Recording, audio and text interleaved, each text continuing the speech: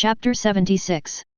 The great harvest of the adventurers in the northern forest attracted more adventurers to the northern forest. Without exception, the second group of adventurers who went to the northern forest also made a lot of money, especially those who entered the spider web forest. Many of them made a lot of money. Gradually, after a while, the northern forest became completely popular. And the spider web forest in the northern forest also became popular. Rumors like treasures everywhere, you can get rich there, useful materials are innumerable, there are many good treasures in the spider forest. There are more and more such rumors. Even King Clive of Reincarnation wondered if he had overpromoted himself. But the fact is, everyone who goes there makes a lot of money. Through word of mouth among adventurers and the legends of bards, more and more adventurers are attracted to the northern forest. At this time, in the underground base in the center of the spider web forest in the northern forest, Zeris looked calmly at the few gold coins left beside him. Although he became poor, he was still secretly happy, with an inadvertent smile on the corner of his mouth. At this moment, Gul'dan walked in and saw this scene. He rolled his eyes. What are you laughing at? You gave all those gold coins to those adventurers. Now you are a pauper. How can you still laugh? If it were me, I would be too embarrassed to laugh. You are really a spendthrift dragon. Gul'dan also lived in another room in the cave. This room was dug out by the kobolds. It was quite comfortable, warm in winter and cool in summer. Because they lived close to each other, and Gul'dan taught the red dragon earth elemental magic and often came to supervise the red dragon's learning, Gul'dan also knew about Zeris's behavior of giving money. At first he was surprised, when will the red dragon, who values money so much, actually give away gold coins on its own initiative? But over time, Gul'dan gradually got used to Zeris's stupid behavior of giving away money. The two of them got along for a long time and had a lot of fun. Gul'dan gradually understood Zeris's character and would call Zeris a prodigal dragon from time to time. But every time, Zeris responded calmly, Gul'dan, you don't understand. Of course, Zeris's response this time was the same as before, Gul'dan, you don't understand. Gul'dan stared at the red dragon with wide eyes, seeming a little surprised, I don't understand. You know nothing. Gul'dan couldn't bear it this time. Knowing Zeris's character, Gul'dan said helplessly, oh, right, what do I know? You know best. Then please look carefully, all this money belongs to our tribe. You took our tribe's money and gave it to others without my permission, and you still say I know nothing? Gul'dan has been watching Zeris giving their tribe's money to those human adventurers, and his heart is bleeding. He had received professional training, and no matter what happened, he would always remain calm, but now he couldn't keep calm. How could there be such a thick-skinned dragon? Zeris was stunned for a moment, feeling a little embarrassed. But soon, he calmed down and said righteously, Gul'dan, you don't understand. This is called investment. Gul'dan frowned, then sighed helplessly and chose to trust Zeris once. Well, since you say it's an investment, let's just consider it an investment for now. The red dragon was somewhat looking forward to it. After all, this investment cost him and Gul'dan a lot of gold coins. According to Solar, more and more adventurers have been coming to the northern forest recently, which is undoubtedly the reason why the northern forest is becoming more and more attractive. And now, the time is right. Thinking of this, Zeris raised his lips again, revealing a humane smile, and said silently in his heart, now, it's time to close the net. P.S. The rating mechanism was changed today. The less time the reader spends reading, the lower the rating percentage will be. I'm so annoyed. My writer's back-end score is still 9.0. How long does it take to read a new book? Does this mean that new books will never see the light of day? So could you please, readers who have been reading for a long time, update your ratings? I really don't want to trouble the readers, but such a low rating really affects my mentality. Chapter 77. Gradually, without the adventurers knowing, the number of mutated spiders that Zeris had placed in the spider forest increased silently. This is what Zeris calls closing the net. He uses dragons to increase the difficulty of the spider web forest, resulting in increasing casualties among adventurers. Of course, corresponding to this is the fact that the casualties of the mutated spiders are also gradually increasing. However, Zeris did not care about the casualties of these mutated spiders. In nature, mutant spiders have no food when they are born, so they will fight each other. Often, only a dozen slightly stronger mutant spiders will emerge from thousands of small spiders. Because the mutated spiders have no concept of kinship, they just lay eggs and leave after that, and they don't care whether their children can survive or not. But Zeris prevented this from happening and ordered that newborn spiders be cared for by gnolls. But although it is called care, in fact it is just throwing a large ball of rotten meat into the egg group when the young mutated spiders are about to be born, and providing as much food as possible after the spiders hatch to prevent them from killing each other. The result of the dragon's interference is that the number of mutated spiders has increased dramatically. Any increase in the number of any creature beyond the limit will affect the balance of nature, and the same is true for mutated spiders. If they are allowed to grow, they will sooner or later eat up all the animals in the forest, so Zeris takes the initiative to attract more adventurers to hunt these mutated spiders in order to achieve a balance in the number of mutated spiders. The corpses of adventurers and other mutated spiders can be used as meat to feed other mutated spiders. The advantage of doing this is that meat resources are now abundant and there is no need to worry about starving to death. It is worth noting that the dragon heritage also has clear records about maintaining the balance of nature, so most dragons always keep a sense of proportion when hunting to avoid overfishing. Of course, Zeris attracts more adventurers not just to reduce the number of mutated spiders. After all, this is just a side effect. Night falls. All adventurers knew how dangerous the forest was at night, so adventurers active in the spider-web forest withdrew at dusk. The adventurers who did not evacuate in time became food for the spiders. They were killed and then wrapped into a cocoon and hung upside down on the spider web. The spider-web forest was silent in the middle of the night, with none of the tragic scenes of the fight between mutated spiders and adventurers during the day. However, there were several figures wandering around in the spider-web forest. These figures are not adventurers, but gnolls. The gnoll Scarface led a few gnolls and walked on the fallen leaf avenue in the spider-web forest, looking around as if looking for something. Although the darkness could block most of the sight, the bloody smell in the air could not escape the keen nose of the gnoll. Scarface walked towards the smell of blood. Suddenly, his eyes lit up, as if he had discovered something, and he quickened his pace and walked over. The gnoll behind him also followed Scarface. Scarface followed the smell of blood, walked to some scattered equipment, and picked them up calmly. These are the equipment worn by the adventurers before they died. After they were killed by the mutated spiders, these equipment could not be eaten, so they were left behind by the mutated spiders. The mission of this group of gnolls is to retrieve the adventurers' equipment at night. Places with the smell of blood are usually where adventurers were injured or even died, causing their equipment to be left behind. It is worth mentioning that these adventurers made sufficient preparations before entering the northern forest, so these equipments are all well made. Scarface looked at the equipment in his hand and couldn't let it go. This leather armor is so exquisitely made. Even a bow and arrow would have a hard time penetrating it, right? And these leather boots are so comfortable to the touch, and they're so tight. But then, Scarface sighed, unfortunately, none of these suit me.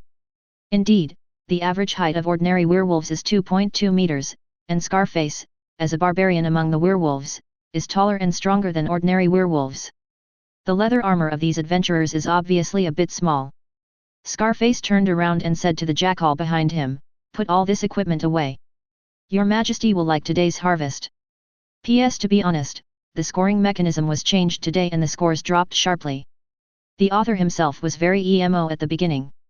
But I went to look at other works, and sure enough, as long as the word count of new works did not exceed 200,000 words, the ratings were as bad as mine. Many readers gave the author 5-star reviews for encouragement, which really touched me. So I'm working overtime today. One more chapter. The author has been working overtime to update more articles. Dear readers, please support him by giving him free gifts. Chapter 78. Zeris lay comfortably in his cave, watching batches of sophisticated equipment pass through the hands of the gnolls and be delivered into his cave. Then he looked at the large pile of equipment beside him, feeling extremely satisfied. This is what Zeris calls investment, using his own gold coins to attract more adventurers.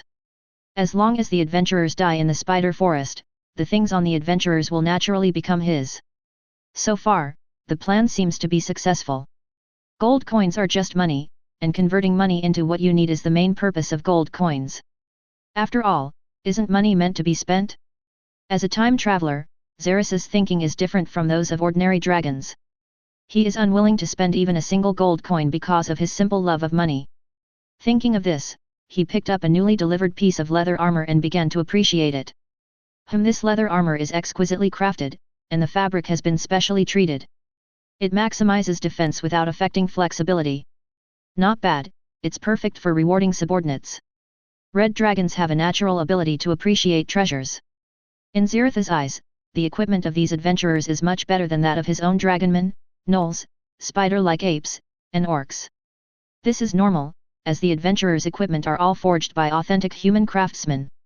In addition, when adventurers head out to explore the northern forests, the quality of their equipment undoubtedly determines their lives, so these life-saving equipment are naturally better. But he didn't have a single craftsman who could forge authentic equipment. Those kobolds can only hammer at the red-hot iron until it gets a shape they like. They are absolutely great at mining, but not at forging. Once the two are compared, the answer to which equipment is better or worse will become clear. Let me take a look at this long sword. It's quite sharp and the blade is solid. Yes, the swords made by human craftsmen are much better than those made by kobold craftsmen. The moment he finished speaking, the long-lost system voice sounded again. Congratulations to the host for completing 100 appreciation reviews and obtaining the achievement, Connoisseur Unlock Reward, Appreciation Analysis, Level C Introduction. Do you often regret not knowing good products? Do you feel helpless because you are illiterate? Today, the appreciation analysis function will help you identify those good products you don't know about. Zeris was a little confused and surprised. Several years have passed, and he thought the system had forgotten about him, but now it suddenly jumped up like a zombie. He asked tentatively, "System? Are you still there? System?" Just like before, the system suddenly popped up, and then fell silent again without any response. Zeris sighed, "Well, this system is like it has no IQ, it's really just an achievement reward system. It pops up when I complete an achievement, and stays hidden if I don't have an achievement. Why, in the novels I read in my previous life, their systems could communicate with the host. And some systems could even fall in love with the host." Zeris was quite helpless about this, but after so many years, he still knew the temper of this system, so he simply ignored it, put it aside, and continued to appreciate the equipment. Zeris took out each piece of equipment for appreciation and then put it into the equipment pile on the other side. After picking up a set of armor, suddenly, a dagger among the pile of equipment caught Zeris's attention. This is no ordinary dagger. Since dragons are born with elemental vision, they can see the elemental energy that permeates the air and is invisible to ordinary creatures, just like magic masters. And in Zeris' elemental vision, light green natural elements lingered around the dagger, which proved that the dagger in front of him was no longer an ordinary item, but a magical equipment. Even if one is a mid-level professional, he may not necessarily be able to own a basic level of magic equipment. First, it was because magic equipment was expensive, and second, it was because only spellcasters could create this kind of magic equipment. In short, magic equipment, like magic items, was in short supply and required certain connections to obtain. Seeing the dagger, Zeris' breathing quickened and he picked up the dagger that was lying quietly among the pile of equipment. Appreciation. In an instant, the enchantment of the dagger appeared in the user's mind: Poison Fang enchantments, elementary poison, elementary sharpness, elementary armor breaking, concealment bonus, catwalk. Introduction: this is a magic equipment forged by a thief who is about to enter the intermediate level and spent all the money he has accumulated in his life to entrust a wizard friend to forge it. It is called Poison Fang. Be careful not to be hurt by this dagger, because the magic poison enchanted is not an ordinary physical poison. Quality: basic magic equipment. Chapter 79. I have the dragon's innate ability to appraise treasures, as well as the encyclopedia of dragon heritage, so the system's appreciation doesn't seem that important, but it's better than nothing. Zeris looked at the analysis of Poison Fang. Even among the basic magic equipment, this Poison Fang is of extremely high quality. Just this Poison Fang makes Zeris feel that his initial investment was profitable. Who knows if there will be more magic equipment in the future? Zeris feels excited just thinking about it. Poison Fang already bears the spiritual imprint of its previous owner. If it is not erased, all the enchantments on this dagger will be unusable and it will be equivalent to an ordinary dagger with excellent workmanship. Of course, erasing the mental mark is a very simple matter. Zeris is a spellcaster, and the owner of the dagger is already dead. With just a wave of his hand, the mental mark of the dagger is erased, and then his own mental mark is added. Now this poisonous fang belongs to the genius red dragon Zeris. Ha ha ha ha. Zeris excitedly put away the toxic fang and began to check other equipment. I have to say, the drop rate of adventurers is really high. Almost every adventurer who died in the spiderweb forest dropped a lot of good things. Of course, adventurers not only drop equipment, but also gold coins and materials. Some adventurers collected those special herbs, but before they could evacuate, they were surrounded by mutated spiders and could not escape. Therefore, not only their equipment, but also the gold coins and herbs on them were picked up by the werewolves. There are many kinds of medicinal herbs that Zeris has now, such as flame mushrooms, sunflowers, red grass. In fact, Zeris had long known that there were many of these precious materials in his territory, but he had never ordered their collection. One reason is that we currently have neither the technology to process these materials nor the appropriate means to store these materials. It is like having materials but no suitable instruments and techniques, the materials can never be processed. So it would be better to keep these precious materials and use them to lure adventurers. Of course, there are a large number of adventurers who go here every day, and naturally there are also many adventurers who die. Even if those equipments are used to equip their subordinates, some of them will be left. Turn your attention to the orc tribe outside the forest. It was late at night, and wooden houses were built on the territory of the rock tribe. Some had 2 floors, and some had 3 floors. The lights from many wooden houses shone through the windows outside, adding a touch of brightness to the quiet night. While the spider web was attracting adventurers, the orc tribe was naturally not idle either. As early as when the first group of adventurers arrived, Zeris ordered the orcs to build a large number of houses in the forest. As for the purpose of building the house, it is of course to be used as a hotel in the forest. Adventurers spend the whole day sleeping in the open air in the forest, and having a safe hotel is the common wish of all adventurers. As the big boss behind the scenes, Zeris put himself in the orcs' shoes and asked them to build an inn, which he named Rock Inn. Of course, for a kind-hearted dragon like Zeris, the purpose of building an inn is definitely not to make money. It doesn't matter whether there is money or not. The main purpose is to provide a warm home for all the hard-working adventurers. As for the hotel price, it is very cheap and affordable, only 1 silver coin a night. Although the price is higher than that of ordinary hotels, the location of this hotel is not ordinary either. After all, it is outside the spiderweb forest, maze, in the northern forest. It is even 1 silver coin cheaper than other popular inns in other adventure locations, so in terms of cost-effectiveness, the Rock Inn is already quite high. Therefore, the Rock Hotel is very popular and crowded every day. In this way, the more adventurers are attracted to the northern forest, the more money the Rock tribe will make. Needless to say, there are very few hotels in the forest. The forest is a dangerous place. If you stay outside overnight, adventurers will not only be scared all night, but also have to be careful of mosquito bites. At this time, this hotel gave the adventurers a full sense of security. When I woke up in the room, my waist pain was gone, my legs were no longer numb, and my whole body felt energized. Even so, the adventurers still thought they had gotten a huge bargain, not knowing that they were being fleeced by Zeris in the dark. The rise of the Pingchuan City Adventurers Association has benefited more than just the Kingdom of Layton. In the dark, invisible to everyone, there is a red dragon that is quietly making a fortune. Chapter 80.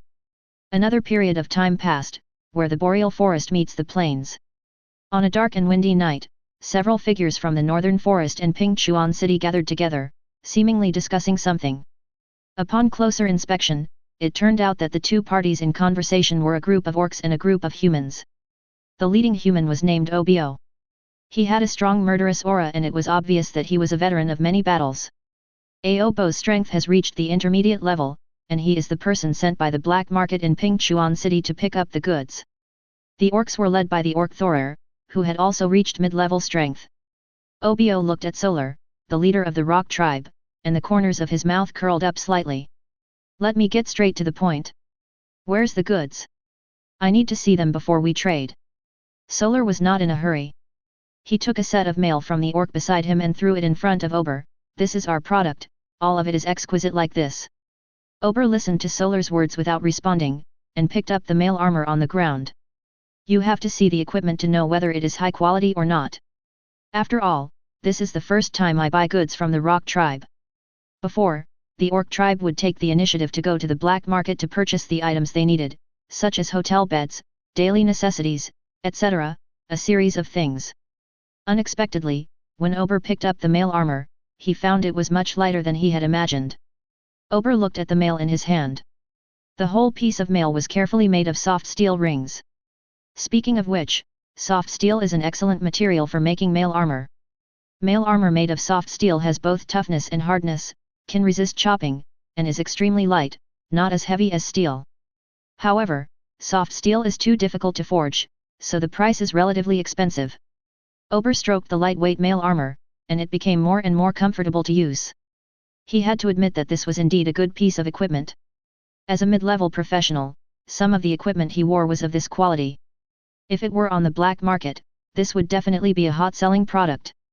Ober looked up at Solar and smiled. I am very satisfied with your goods, but I have a question. How did the Rock tribe possess equipment of this quality? Is there a forging master in your tribe? In response to Obo's question, Solar remained noncommittal and responded with a smile. In the face of Solar's silence, Obo expressed his understanding. After all, everyone has a secret in their family. Okay, then I won't ask any more questions. Let's make the deal. One hand pays, the other hand delivers the goods. After he finished speaking, Ober snapped his fingers, and the humans behind him carried up a box full of gold coins. Obo said with a hint of pride, "Is my money enough to buy all your equipment?" Solar smiled slightly and waved his hand. As Ober and other humans were shocked, several orc soldiers carried up several boxes full of equipment. After the transaction was completed, the orc soldiers returned to the tribe's basement with the remaining fine equipment and a box full of gold coins. After returning to the basement, Solar looked at the box of gold coins and could no longer suppress the excitement in his eyes. Master Zhenlong's foresight is beyond my comprehension. In Zeris's plan, all these high-quality equipment will be used by his subordinates, and the unneeded equipment will be sold.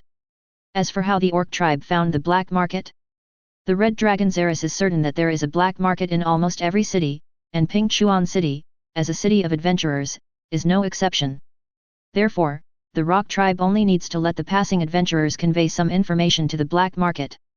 As long as there is money to be made, the black market will also establish contact with the Rock tribe. P.S. Okay, that's it. In fact, the adventurer chapter has already been turned over, and only a little bit is left.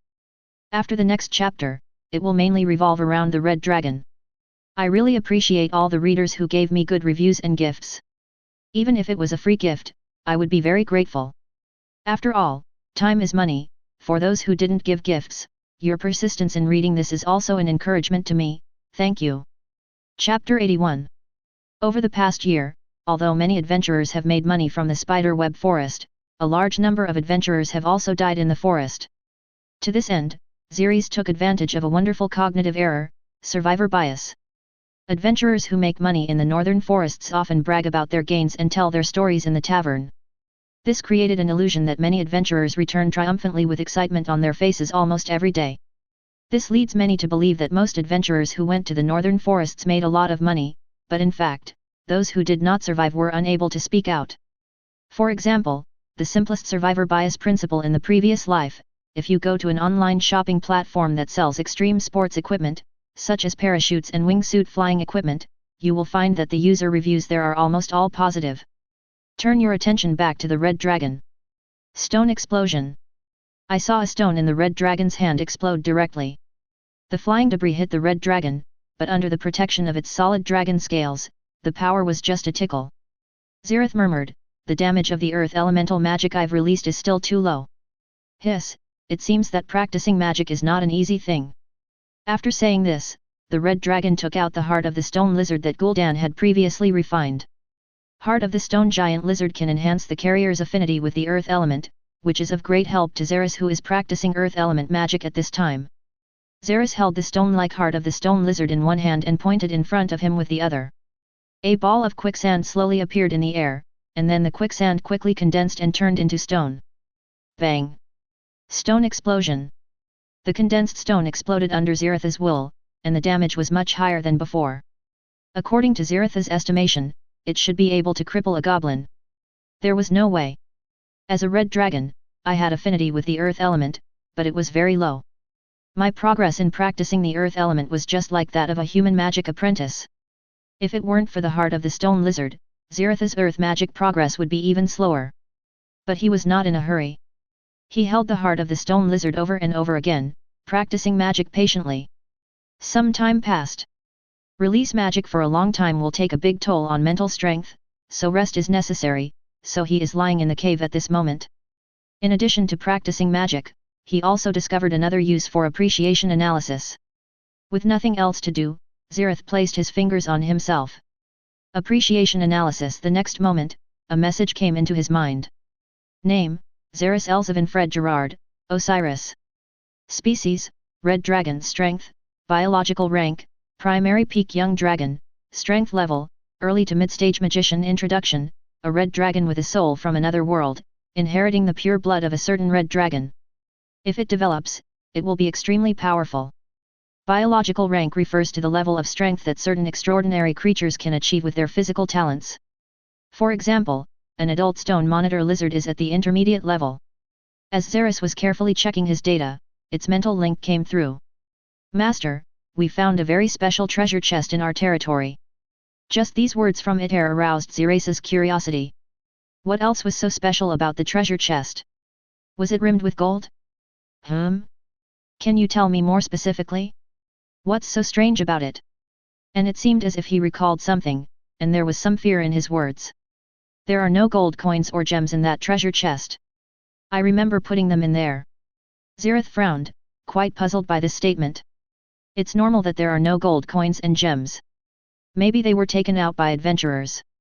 Great Master, listen to me, that's not the case. I just threw the gold coins in and closed the box. After a while, when I opened it again, the gold coins were gone. After hearing this, he stroked his chin and thought carefully, how could such an extraordinary thing happen? Editor, bring that box over here for me to see. Chapter 82. After receiving the order, it ordered his mutated spiders to deliver the treasure chest as quickly as possible. He passed through his own spiderweb forest territory, came to the lake in the center, and found the familiar cave with ease. There were 2 stone giant lizards crawling on the ground to rest beside the cave, and there were dragon men guarding both sides of the cave. When the dragon man saw the monster, he let it go without asking too many questions. After passing through the winding cave, it stood outside the underground room where the red dragon was.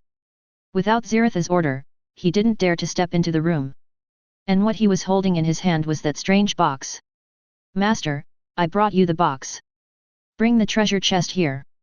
From deep within the room, a distant voice came, hitting the surrounding rock walls and forming waves of echoes. After getting permission, it stepped in. During this time, the kobolds have used their natural mining skills to expand the caverns. For example, the Red Dragon's room is a large underground cave created by the kobold miners. Master, this is the strange treasure chest I mentioned. Please take a look. Heir presented the treasure chest respectfully, and Zeris took the chest from Heir and waved his hand. You can go down now, Etta. NITT also wisely withdrew. After walking out of the room, it seemed to be relieved a little, and he exhaled deeply. The feeling of oppression has become even stronger. The master is really becoming more and more powerful. At this time, the red dragon was holding this strange treasure chest. From the outside, the box in front of you is just an ordinary box, nothing special. When he opened it again, he saw that there was nothing inside, and the bottom of the treasure chest was pitch black. However, that black was not ordinary black, but the purest black. Even when the light shone in, there was no change. The more Zeris looked, the more he felt something was wrong. The bottom of the treasure chest didn't feel black to him, but rather, a void. In order to verify his idea, Zeris threw 5 gold coins in. Close the box and open it quickly. There are only 4 gold coins left at this time. What the hell? Is this true? This box can actually swallow gold coins. Zeris's curiosity was aroused. With this thought in mind, he held the box in one hand and condensed a huge fireball with the other. The fireball burned in the air, and the surrounding air was distorted by the heat. Then let me give you a big fireball and see if you can swallow it. Stuff the fireball into the box and close it. Strangely, when putting the things in and closing the box, Zeris clearly felt a resistance, as if resisting himself from closing the box. But with the power of the dragon Zeris, this resistance was unnecessary. He easily stuffed the fireball in and closed the box. Then just put the box on the ground and wait for the sound. Bang! Suddenly, a muffled sound like an explosion came from inside the treasure chest, and the treasure chest was blown up into the air. Then it fell straight to the ground, and the treasure chest opened, emitting bursts of black smoke produced by the burning fireballs. At the same time, a strange and extremely angry voice came from inside the treasure chest. "Oh my god! Who the hell would put a fireball in a box?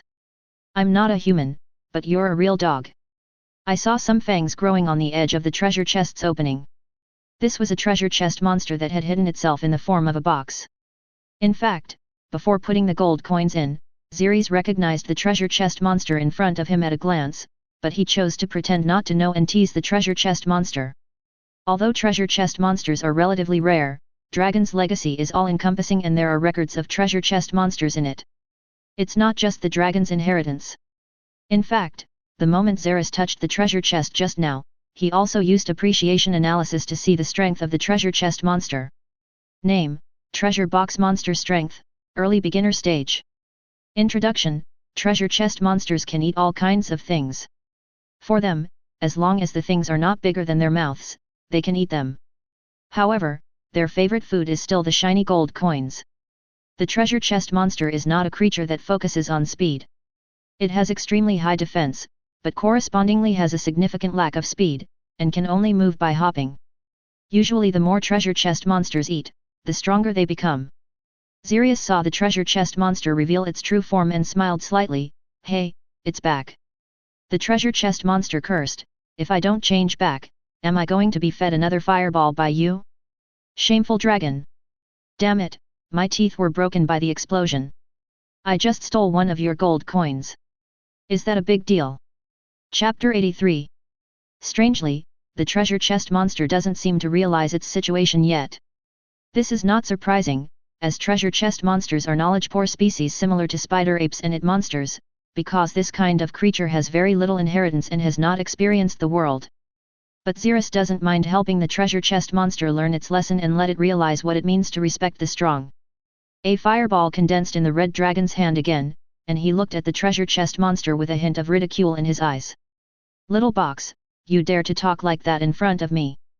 So, you are so cool." The treasure chest monster looked at the fireball in the red dragon's hand. "I'm sorry, I spoke too loudly just now." Hearing this, Zeris nodded, extinguished the fireball, and ignored the box monster, going about his own business. The treasure chest monster was not idle either. It jumped around in Zeris' cave room and looked around. Zeris glanced at the treasure chest monster. "If you dare to take a step out of this cave, I promise to feed you with fireballs." Although the treasure chest monster did not respond to the red dragon, it consciously moved away from the cave entrance. After staying for a while, the treasure chest monster found it a bit boring, and the red dragon next to it didn't pay any attention to it at all, so it was unhappy. "Hey, why don't you look at me more? I'm a treasure chest monster. I'm very rare." "You are rare, do I still have to treat you as a treasure and burn incense for you? Rare is useless. If you are not strong, you are still a weak chicken." After these words were spoken, the treasure chest monster became dissatisfied. "My strength can grow infinitely. I'm not like you creatures who need to work hard to become stronger. I can become stronger just by eating." Zeris nodded. "It's true that eating can make you stronger, but unfortunately there aren't that many things that can make you stronger." "What do you mean by that?" Zeris condensed the mud and sand and said slowly, "My dragon heritage records treasure chest monsters like you. You treasure chest monsters are able to quickly transform the items you devour into strength. This is a very rare devouring ability in the multiverse. Of course, don't be too proud, as your conversion efficiency is not very high. I once had a red dragon ancestor who traveled the astral plane and roamed across various planes. He once caught a treasure chest monster. According to the records in Dragon's Heritage, my ancestor also wanted to test the maximum strength the treasure chest monster could achieve under extreme devouring, so he fed the treasure chest monster food. Of course, given the red dragon's greedy nature, it would not be fed with gold coins, but rather some equipment from the defeated army, or some metals, or perhaps excrement. Anyway, it would be best to put everything to good use.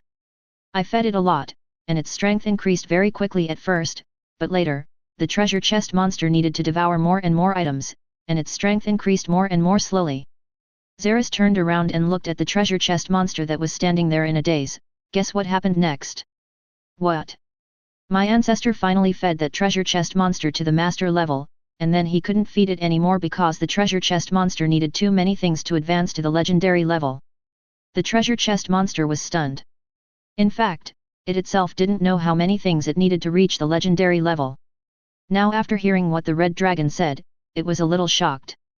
That means, I can only reach the master level at best. The red dragon shook his head, no.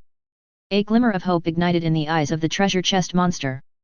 Does that mean that he still has a chance to surpass the master level and become a legend? Red Dragon continued with the previous sentence, you can only reach the intermediate level at best. According to my ancestors' experiments, you are a loser, so I don't even want to feed you so many things. These words, like a bolt from the blue, exploded in the treasure chest monster's heart, making it feel heartbroken. It is not only a young treasure chest monster, but also a treasure chest monster with great ideals. It has always believed that this ability to become stronger by eating is very strong, so it has always cherished a dream of becoming a legend. It did not expect that it would now be regarded as a spendthrift by the dragon. I'm actually a spendthrift? Damn it! You red dragon! You must not only kill me but also destroy my heart. A huge fireball ignited in the red dragon's hand again, and he looked at the treasure chest monster with a kind smile. What did you say? I'm sorry, I spoke too loudly again. The great true dragon is so right. P.S. Dear readers, can you give us some free gifts to support us? Chapter 84. Without paying attention to the words of the treasure chest monster, Zeris manipulated the energy of the earth element and condensed a 1.6 meter tall mud and sand doll out of thin air. Magic, earth element shaping. Zeris waved to the treasure chest monster beside him. Would you like to give it a try? You are at least a beginner, right? Let me see if you can beat the clay doll I made. After saying this, the clay puppet, under the mental control of Zeris, picked up a long sword and an oak shield beside him, and also put on a helmet on his head. However, the 1.6 meter tall sand doll looks a bit funny with a helmet. It was difficult for the treasure chest monster to refuse, so under Zeris' gaze, it slowly stretched out its black hands and then picked up the sword. Without paying too much attention to the appearance of the treasure chest monster, Zeris controlled the mud and sand puppet and rushed over. It is worth mentioning that the created mud and sand puppets are limping and cannot even be defeated by ordinary human warriors, let alone the treasure chest monsters who are professionals. The treasure chest held a long sword and chopped it down with one blow. Looking at the limping sand puppet, it was obvious that even dodging was a big problem, so Zeris made a prompt decision and controlled the sand puppet to raise its shield to block. The attack of the treasure chest monster was barely blocked, but the arm of the mud and sand puppet holding the shield was shattered by the power from the sword, and the oak shield fell to the ground. The treasure chest monster showed no mercy and swung out his sword again, easily killing the mud and sand puppet with one sword. Looking at the ball of mud and sand that was scattered on the ground, the red dragon's expression did not show any ripples, as if this was something he had expected. Actually, this is just a simple earth element magic. Magic shapes a puppet and then controls the puppet's actions. This magic itself has no advantages, and is not good at combat. Even earth magicians disdain to use this magic in battle. Because in a tense moment like a battle, any distraction may lead to failure in the battle or even death, not to mention using mental energy to control a fragile puppet. But this magic has one advantage, that is, the control of the mud and sand puppets really tests one's mastery of the earth element and mental strength. Therefore, this kind of magic is usually used to hone the control and mental strength of the earth element. Although the mud and sand puppet he summoned was extremely weak and his control seemed unfamiliar, the red dragon was not discouraged. He condensed a mud and sand doll again. Little box, try again. Time just passes slowly. The red dragon is still a stay-at-home in the cave, working hard on his magic. The spider web forest was also absorbing the blood of adventurers, and the rock tribe took the opportunity to make a fortune. Both Kofor and Pansy are honing their martial arts skills in an effort to advance as soon as possible. The Spider-Man apes also joined the ranks of the spider web forest, hunting adventurers together with those mutated spiders. Doug manages the kobolds and works tirelessly to build the dungeon. Many things in the territory are proceeding in an orderly manner. Time flies, in the blink of an eye, a year has passed. The pupils of the sleeping Zeris suddenly opened. In an instant, a feeling of hunger surged through my body. He pounced on the meat that had been prepared and ate it greedily. The mountain of meat was eaten up in an instant. After filling his stomach, Zeris observed his body shape. Now, due to his precocious maturity, his body length has reached an astonishing 7 meters. He has become a monster as big as an elephant. But unlike an elephant, Zeris' muscles are more clearly defined and filled with an explosive beauty. Even from the perspective of a dragon, Zeris at this moment is considered a strong and handsome, little guy. After eating the mountain of meat, he immediately called Kofor and Pansy to perform dragon vein transformation on them. Why didn't it transform before? That's because, dragon vein transformation also has corresponding strength requirements. If the person being transformed is much stronger than the transformer, the success rate of forced dragon vein transformation will not be particularly high, and there may even be some sequelae. Zeris does not want to take the risk. But now, my strength should be enough for the transformation of Kofor and Pansy. Because right after he had eaten his fill, Zeris could feel a huge force coursing through his body. He clenched his dragon claws tightly, a muffled sound was heard, and the air around his fist began to vibrate with faint ripples. If I'm not mistaken, his strength has already reached the intermediate level at this moment. With a smile on his lips, Zeris sighed silently, as expected of a giant dragon's abnormal talent, his strength has increased so much just by sleeping. Add to that the blood of molten mountain flame in my system. At this time, I am only 5 years old, but I have already become a mid-level fighter that many adventurers have spent several years trying to reach. Chapter 85. Kofor and Pansy hurried over under the Red Dragon's order. Although Zeris seemed like just a small guy in the eyes of the dragon, in the eyes of both, he was a behemoth. Your Majesty X2. As they both knelt on one knee, they silently marveled at the dragon's growth rate. A few years passed in the blink of an eye, and the scene of the baby dragon being born seems like yesterday. I didn't expect it to happen so quickly. The baby dragon has grown so big in the blink of an eye. Kofor and Pansy looked at each other, and they both saw joy and emotion in each other's eyes. That was his admiration for the strength of his red dragon master, Zeris.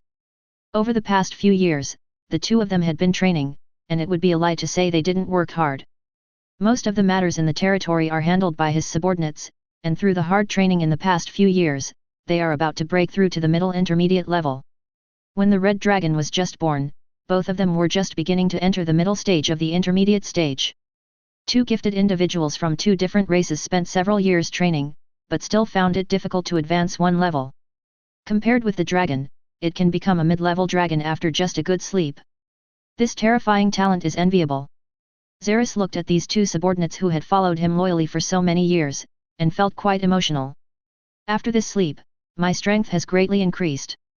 As a reward for your loyalty over the years, I will perform dragon vein transformation on you. When Kofor and Pansy heard this, they became excited. Pansy himself is a purebred werewolf. It is not easy for him to train to his current strength without the blessing of dragon veins. He believes that after the transformation of dragon veins, he will be able to reach the late intermediate level. And Kofor was also excited. Although he had the blood of molten mountain flame in his body, the dragon vein transformation would increase the concentration of that blood and make him stronger. If the dragon blood in the body reaches a certain level, one can even unlock a more advanced dragon-exclusive skill, dragonization. Just like that, the two of them looked at the red dragon with full expectation.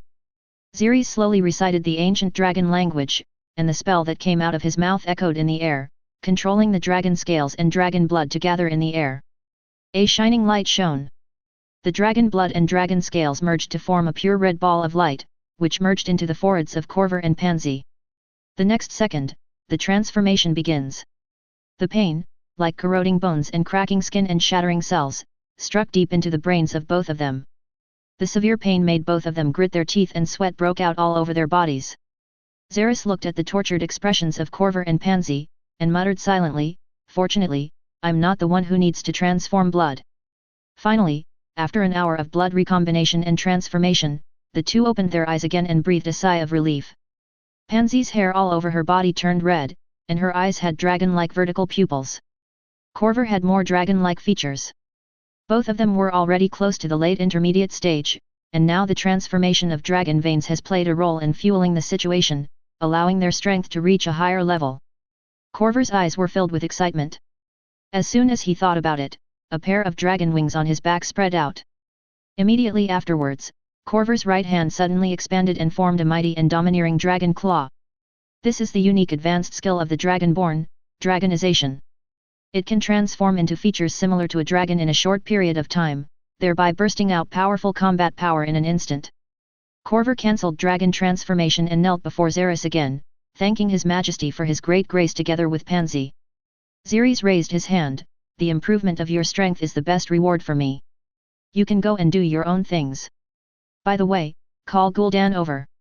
The two knelt on one knee and said sincerely, as you command, Your Majesty the Great True Dragon, X2. Soon after, Gul'dan arrived. Facing the old shaman, Zeris didn't beat around the bush and got straight to the point. Gul'dan, will you accept my dragon vein transformation? Chapter 86. Dragon vein transformation? Hearing this, Gul'dan frowned. It's not that he doesn't know the significance of dragon vein transformation. On the contrary, as a knowledgeable spellcaster, he understands dragon vein transformation better than others.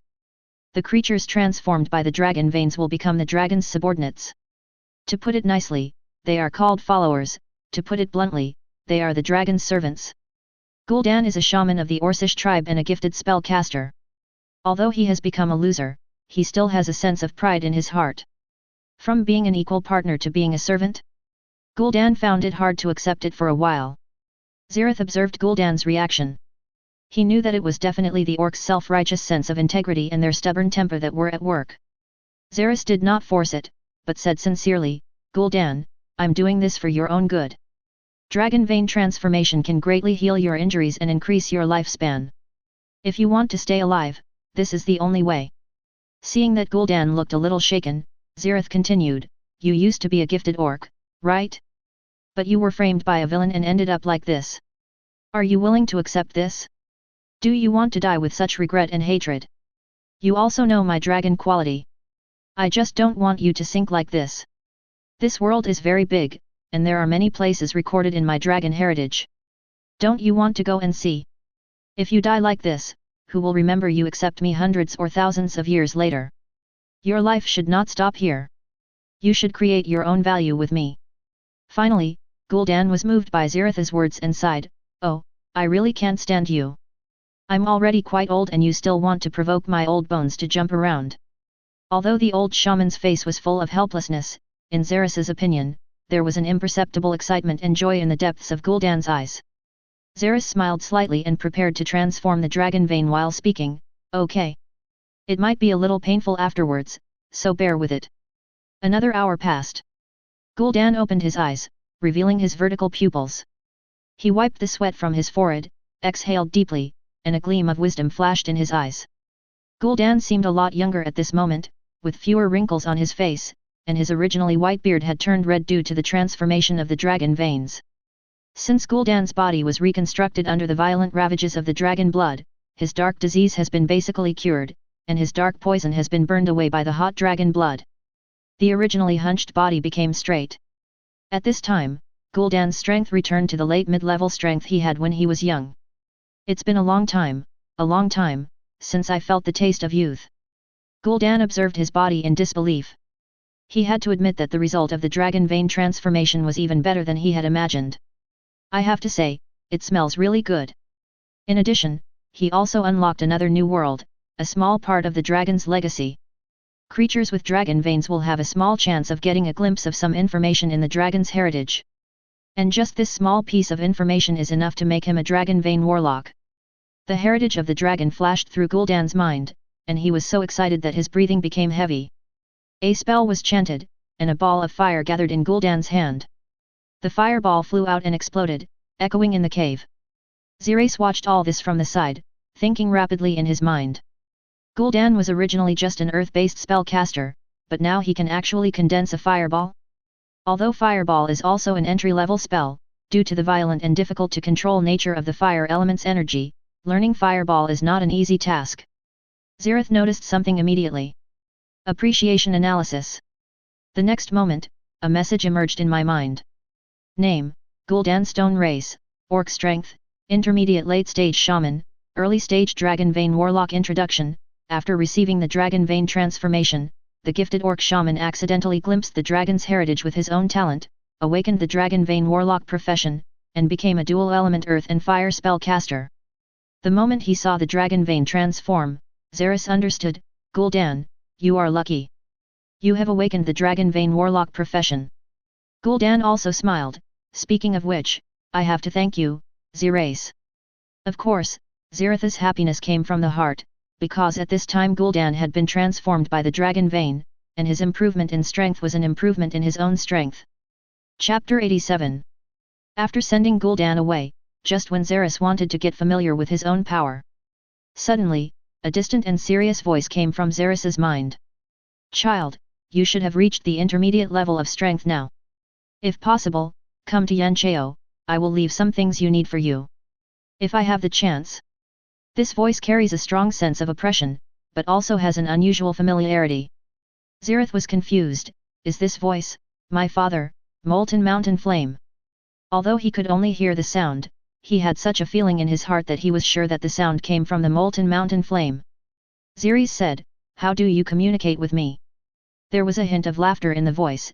It's just a little trick. It's just a spiritual mark of mine. I left a spiritual mark on the eggshell when Kofor took you away. If you eat the eggshell, you will be able to open this spiritual mark in your mind when you reach the intermediate level. If you don't eat it, you won't have it. Hearing the mental imprint, Zerith understood. The so-called spiritual imprint is a trace of spiritual power left behind by a strong man. Usually spiritual imprints are used to convey some kind of information to later generations. It is worth mentioning that the spiritual imprint leaves behind the strong man's memory at that time, and he has no knowledge of what happened later. Although the spiritual mark did not belong to this dragon, Zeris could not contain his excitement. After all, this was the first time since he was a child that he had news of his dragon father and had a conversation with him. And it seems that his father, Molten Mountain Flame, has left him some good things. Dad, what did you leave for me in the flame nest? The voice of Molten Mountain in my mind thought for a moment, then said seriously, I don't know. If I defeat these titans, I might leave something for you. If these disgusting titans are really difficult to deal with, I will send them away and may not have time to leave these things for you. Hearing this, Zeris frowned and rubbed his chin as if thinking, if you send them away, does that mean my trip to the flame nest was in vain? That's not the case. There are still some things in my lair that may be good for you. What's more, the environment there is very suitable for our Red Dragon clan to live in. It can be used as your territory for development. If that's the case, won't the other Red Dragons take over the flame nest while you're away? The voice in my head laughed. This won't happen. They are all scared by my beatings. They signed a contract and will not be able to occupy the flame nest for more than 10 years. Zeris nodded, so what do I need to pay attention to? You need to go to the flame nest yourself, otherwise. The voice grew fainter and fainter until it disappeared into Zeris' mind. Zeris looked puzzled. Good fellow, you haven't finished talking yet. But he was not in a hurry. If he thought about it carefully, he would have a general idea. His father, Molten Mountain Flame, should have arranged some remaining means in the flame nest to prevent invaders, so he needed to go there in person to avoid accidental injuries from the trap. Zeris recalled the human adventurers. If the Molten Mountain fire disappeared, it would only be a matter of time before the adventurers explored the flame nest.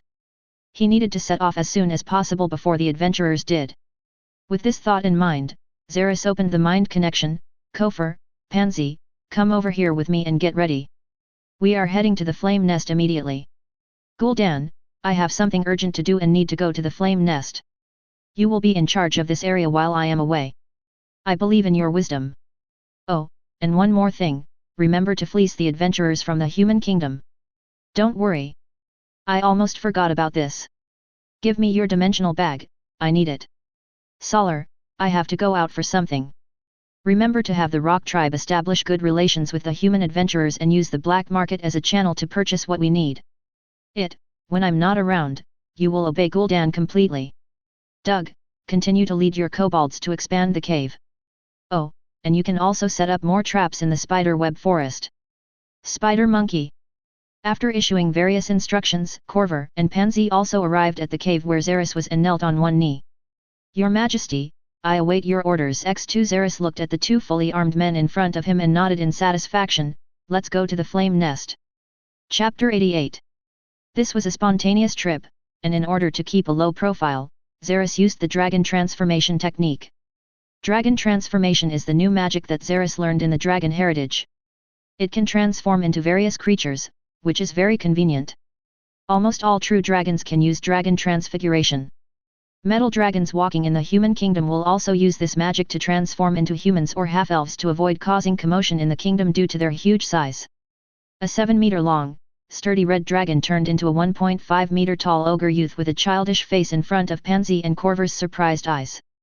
Kobolds are undoubtedly the most humble creatures that Zeris could imagine. As for the goblin was too disgusting, so I rejected him decisively.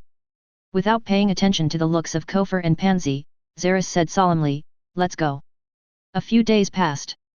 The three of them left their original territory and walked through the northern forest, their destination being the Flame Nest.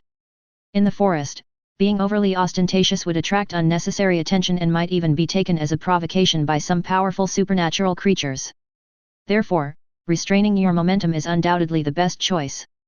Of course, sometimes, restraining your momentum will cause some minor troubles, such as there are always a group of predators in the forest who want to have a good meal. When the three men were sitting on the ground to rest, a tiger was hiding in the grass a few dozen meters behind them. Tigers are not extraordinary creatures, but with their strong and agile physiques, they can barely reach the early beginner level of strength after adulthood. As long as they don't deliberately provoke powerful creatures, it is not difficult for tigers to survive.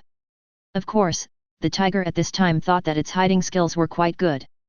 It was hiding in the bushes and did not realize that it had been discovered by the three people. Corver said in a deep voice, "Master, do you want me to deal with the beast that follows us?" Zeris rolled his eyes, "That tiger is targeting me. You two should stay away from me. You two are 2.5 meters tall just standing there. Don't scare my dear little tiger baby." Pansy opened her mouth, not knowing what to say. She and Corver moved away from Zeris and hid aside to observe. The tiger hiding in the dark was delighted when he saw the two burly men beside the short dog-headed man leave. The tiger had not launched an attack before because it felt that the two burly men might pose a threat to it. Now that the two burly men have left, shouldn't it be easy to capture a short kobold? It slowly squatted in the grass, like a compressed spring, ready to go. The tiger pounced out suddenly. It leaped with all its strength and in the blink of an eye it had retreated to a distance of about 14 meters. The tiger ran very fast, getting closer and closer to the dog-headed man. Looking at the dog-headed man's back, it even fantasized that it could have a good meal. Suddenly, the dog-headed man who was sitting with his back to the tiger turned around in the blink of an eye. Facing the tiger, his expression was not panic at all, but rather a bit of joy. The next second, the dog-headed man pulled out the dagger from his waist, and a green light flashed. The tiger's head slid down, leaving only the tiger's body that was pouncing forward and was caught steadily by the dog-headed man. The tiger had only heard the excited voice of the dog-headed man, and then his consciousness slowly faded away. Snack, snack, snack. I've never eaten tiger meat before. The gaze turned to Zeris again. This time, the short dog-headed man had a tiger head hat on his head and a tiger skin coat on his body. He did not look domineering, but rather a little funny. As the night deepened, long walks require rest to maintain sufficient energy. At this time, Corver and Pansy rested around the kobolds, while Zeris himself sat on the ground, meditating instead of resting. The mosquitoes in the forest are large and ferocious. Although they are not fatal, they are one of the most annoying creatures for adventurers. If you are not careful and get bitten by a few big ones, you will feel uncomfortable for the whole night and won't be able to sleep well, which will greatly affect your energy for the next day. Of course, Zeris had no such worries. The three people seemed to be in a range, like an invisible mosquito-burning barrier. When mosquitoes tried to get close to the three people to suck their blood, once they got close to a range, all the mosquitoes would spontaneously combust without fire and turn into ashes. This is the red dragon's innate domain, burning flame domain. Zeris can slaughter the weak creatures in the domain. Good rest time is always precious, and there are always many changes in the forest. Ouch! A wolf howled. No need for a night watchman. Almost instantly, the three of them suddenly opened their eyes. Chapter 89. The attackers are none other than the timber wolves. In the dark woods around them, pairs of green eyes appeared and moved closer to Zeris and the other two. The figures of the wolves were gradually exposed under the moonlight. Corver frowned and glanced at the group of timber wolves. Thanks to the low-light vision ability of dragon people and werewolves, they can see the surrounding things clearly even without lighting torches at night. So in order to keep a low profile, they did not light a bonfire at night to avoid attracting the attention of some difficult creatures in the dark. Unexpectedly, they were still discovered by the timber wolves. The timber wolves weren't a problem, Just annoying. Unexpectedly, before the wolves could take the initiative to attack, the shortest dog-headed man rushed straight towards the wolves, reaching for the dimensional bag at his waist with one hand, took out a weapon from it and threw it to Corver and Pansy. What are you hesitating about? There's no point in hesitating anyway, so just add more food. Corver and Pansy only then reacted and took the weapons that Zeris took out of the dimensional bag. Although the dog-headed man that Zeris transformed into was small, he was also more flexible. He easily dodged the attack of the forest wolf and held the poison fang in his hand, drawing green rays of light in the dark night. Almost every flash of green light would take the life of a wolf. Even if it failed to take it away, Zeris did not choose to continue to finish it off, because the poison carried by Poison Fang would kill the injured timber wolf. Compared to Zeris's elegant neck wiping, Corver and Pansy on the side seemed more violent, and their attacking style was like that of wild beasts. Pansy held a huge axe in her hand and chopped the wolves that rushed towards her in half one by one. Suddenly, blood splattered everywhere. Pansy smelled the blood, which further aroused the desire for battle and bloodthirstiness deep in the wolfman's blood. The timber wolf that was chopped into 2 pieces did not die immediately. It howled in pain on the ground. Pansy walked up and stomped on its head to end its pain. The timber wolves felt a huge shock when they saw the jackal Pansy, who was even more ferocious and brutal than their own group of wolves. They had never seen such a terrifying prey, and for a moment, all the wolves did not dare to attack Pansy. Corver gave up using weapons. One of his arms quickly swelled up into a dragon shape. He rushed towards the wolf pack, grabbed a forest wolf's head, and squeezed it hard. In an instant, the wolf's head was flattened by the dragon-like giant claws. The other wolves rushed towards Corver, trying to bite the latter, but when their fangs fell on the dragon man, the forest wolves were horrified to find that their teeth could not bite through the dragon man's scales. After Zeris performed the dragon vein transformation and deeply strengthened Corver's bloodline, the defense of the dragon man's scales was also strengthened. The forest wolves knew they were no match for these 3 men, and whimpering sounds came from the pack. The remaining wolves then fled in shame. After the timber wolf escaped, Zeris did not deliberately chase it, but cleaned up the battlefield and prepared a snack. As for the toxin of Poison Fang, the poisoning caused by this enchantment is considered magical poison, while the poison caused by ordinary daggers is considered physical poison. If the target dies, the magical poison is gone, so it doesn't matter. In fact, even for physical toxins, with the terrifying digestive ability of the dragon furnace, in most cases the toxins are digested before they take effect. A dragon's stomach can even digest steel, so why would it be afraid of toxins? Just as the 3 were cleaning up the bodies of the timber wolves, the whimpering and fighting sounds of the timber wolves were heard again from not far away in the dark woods. Suddenly, the 3 of them stopped what they were doing. At this moment, the same thought came to the minds of the 3 people: besides us, are there any other creatures that have had a battle with the forest wolves? Judging from the sound, it seems that it can crush the forest wolves. The sound of fighting only lasted for a while, and then the whole night returned to silence again. Then, a roar came from the darkness: food! Zahak is so hungry. Zahak needs food. Zahak needs lots and lots of food. I heard the voice before I heard the person. In Zeris's sight, a huge mass in the darkness was constantly approaching him. The source of the voice seemed to have smelled the bloody smell of the wolf corpses all over the ground, and walked towards the location of Zeris and others, while muttering with a smile, Zahak found food. Lots of food. P.S. Please give me some free gifts. Chapter 90. A huge figure appeared in everyone's eyes. What came into view was a troll with an extremely hunched body, hunched over so much that his hands were almost hanging to the ground. The troll's fangs grow savagely on both sides of its mouth, making it look very brutal. Even with this hunchback, the troll was an astonishing 2.7 meters tall. It was hard to imagine how tall it would be if it stood up straight. Its body was covered with scars and it smelled like rotten meat. The troll named Zahak in front of him held a dead timber wolf in each hand. As he spoke, he grabbed the timber wolf and started to eat it alive. Kabang! Kabang! The sound of the troll chewing bones could be heard, and the smelly and rotten saliva stained with blood slowly flowed on the ground, forming a bright red thread. Looking at the troll Zahak, Zeris frowned slightly. Most creatures in the wild would never want to face a monster like a troll.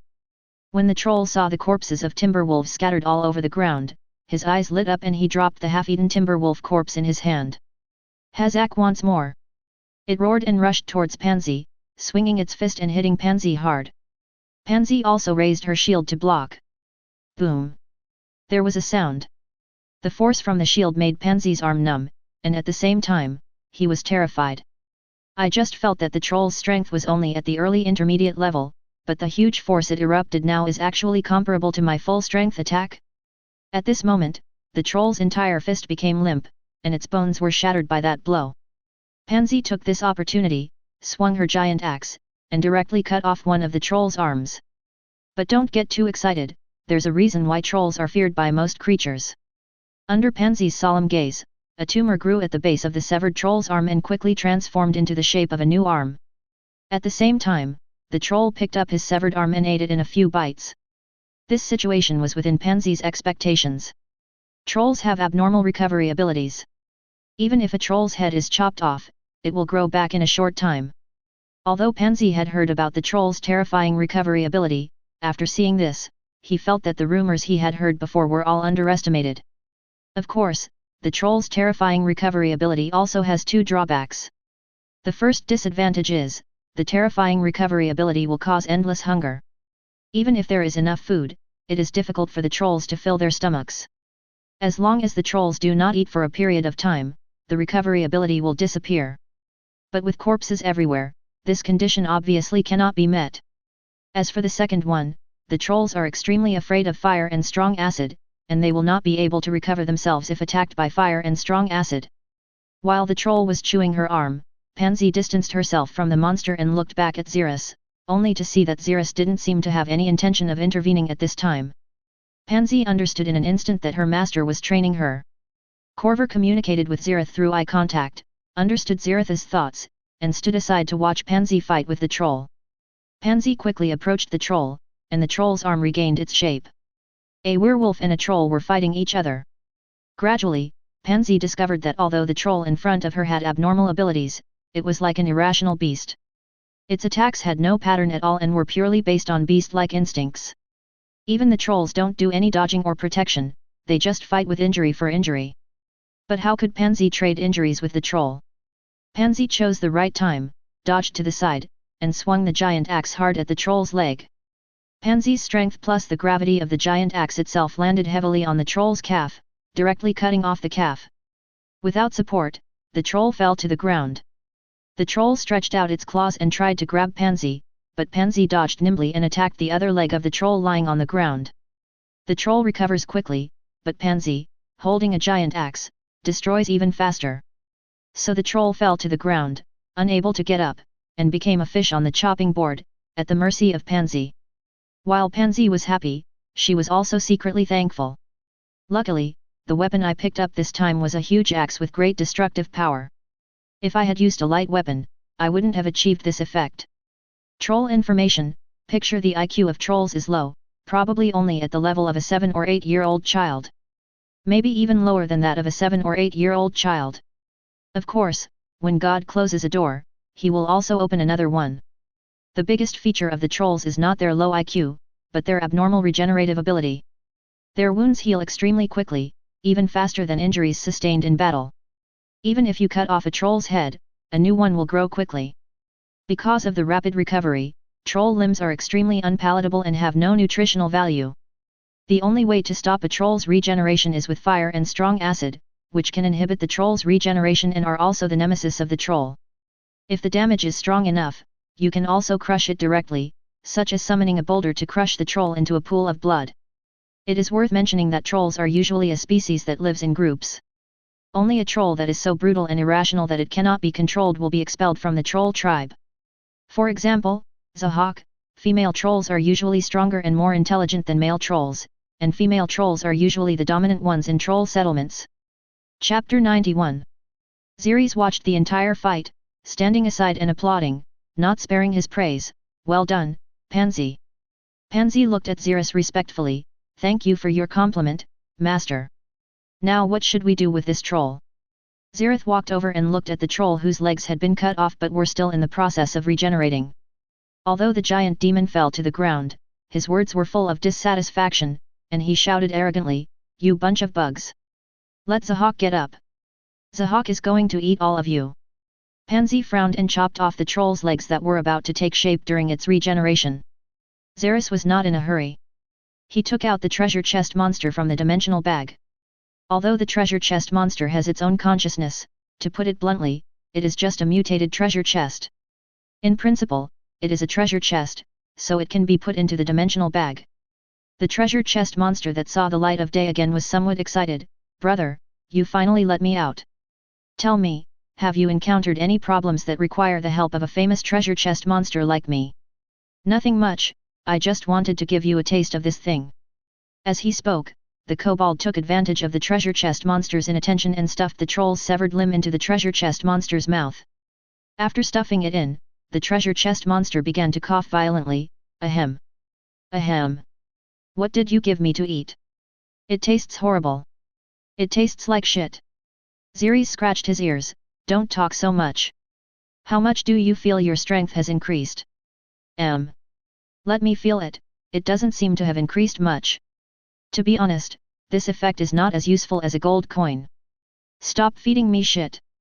Hearing this, Zeris gave up the idea of using the regenerated troll to feed the treasure chest monster and took the treasure chest monster back. This situation was within Zeris's expectations. Troll meat was notoriously unpalatable and non-nutritious. Perhaps a pile of excrement was more nutritious than troll meat? Zeris did not fully compare the two. After all, he would not eat troll meat, let alone feces. Zeris looked at the troll in front of him and really didn't know what to do, but he knew one thing: the troll in front of him must have been expelled from the tribe, and perhaps there was a troll tribe not far away. While thinking, Zahak kept yelling, "Zahak is going to crush you! Zahak FKU! FKU!" Zeris frowned. The troll Zahak in front of him seemed to have no rationality at all. "Well, let's just let this ungrateful troll go free." A ball of fire rose in the dog-headed man's hand, and under the control of his mind, the fire slowly flew towards the fallen Zahak. Although it was not a big fire, Zahak felt a strong sense of threat as he watched the fire drifting towards him.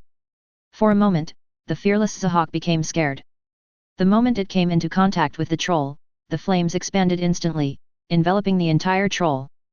Zahak roared, and rolled on the ground, trying to extinguish the flames on his body. But how could the magic flame be extinguished so easily? Under the cover of the flame, Zahak's regeneration ability was ineffective. "Pansy, he's disturbing me." "Yes, master." Pansy stepped forward quickly, swung the giant axe in his hand, and beheaded Zahak directly. Finally, under the burning of the magic flame, the troll quickly turned into a ball of charred barbecue. Zeris spoke solemnly, "Keep resting. We will set out during the day. Be careful and watch out for the possible troll tribes. By the way, let's have a meal before we rest." As he spoke, Zeris lit a bonfire. Corver and Pansy followed suit, picking up the wolf's body and roasting it on the fire. After a while, the aroma of meat wafted into the air, but Zeris had already set up a range, so the aroma of barbecue could only flow within the range and would not spread far away. After eating and drinking, it's time to rest. Corver and Pansy began to rest consciously, and Zeris entered a meditative state again. Chapter 92. After resting, the forest welcomed dawn again, and Zeris and others set out again. With the three of them consciously avoiding the problem, reaching the flame nest was not difficult, except for some troubles they encountered. A few days passed and everyone arrived at Yancheo safely. Flame nest, why did it become like this? Kofer and Pansy frowned, staring at this hideous and dangerous place, which was completely different from the former flame's nest. Red soil, bare plains, huge pits all over the ground, boiling magma, half-broken active volcanoes. Zeris said that this was within his expectations. The battle between the Titans and the Dragons was too brutal to be considered tragic. In the memory of the Dragons' heritage, some important battles between Dragons and Titans could even cause the destruction of an entire plane and cause heaven and earth to change color. "Let's go, don't worry about it so much. My father and the Titans are fighting in the flame nest. It's a good situation if we can leave a rough outline here." Corver nodded and continued on his way. As the remnant after the war, the entire area here maintains an extremely high temperature. When the few people approached the volcano in the middle of the flame nest, the lava pit boiled beside them. The temperature was equivalent to the molten metal in a steel plant at a close distance. As a red dragon, Corver has a high resistance to fire.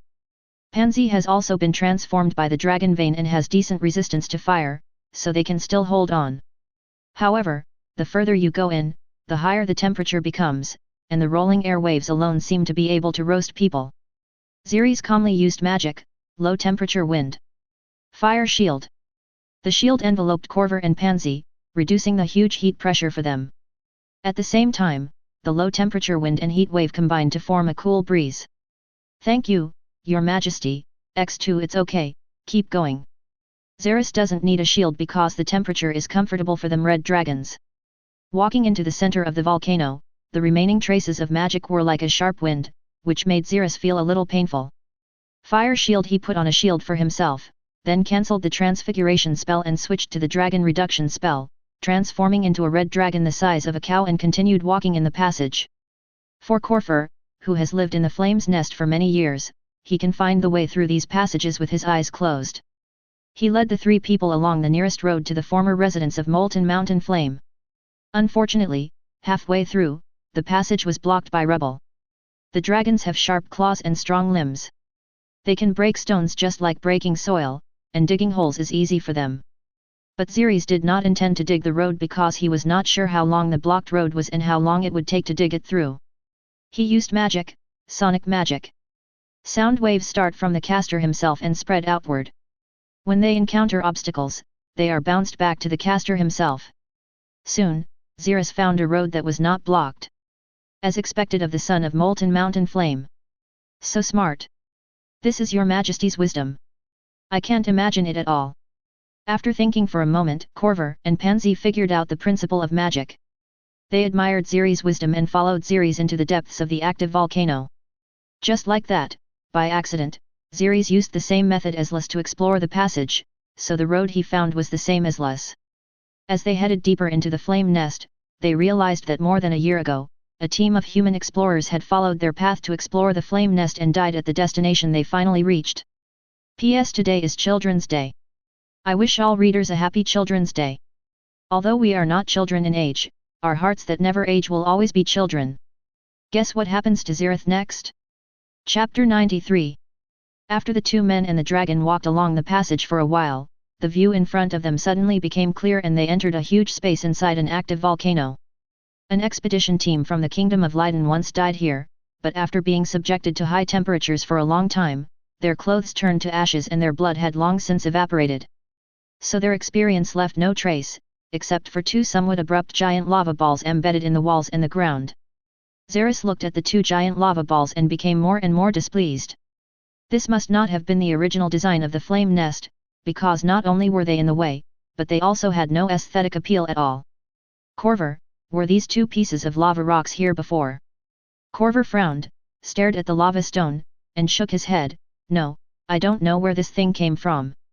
Suddenly, Zeris found an object in the corner. It looked like a staff.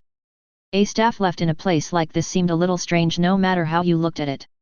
Moreover, this space is empty except for a lava lake in the center of the space with boiling magma. It obviously is not a treasure house. Dragon Brain Computer.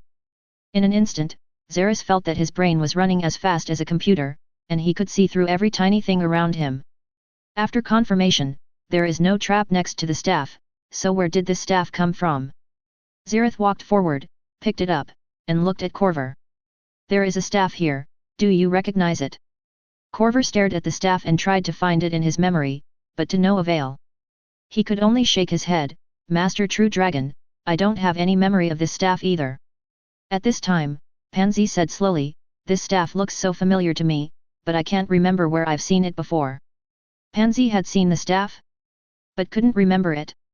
The more Zeris listened, the more confused he became. You know, the living areas of dragon people and gnolls were different in the past.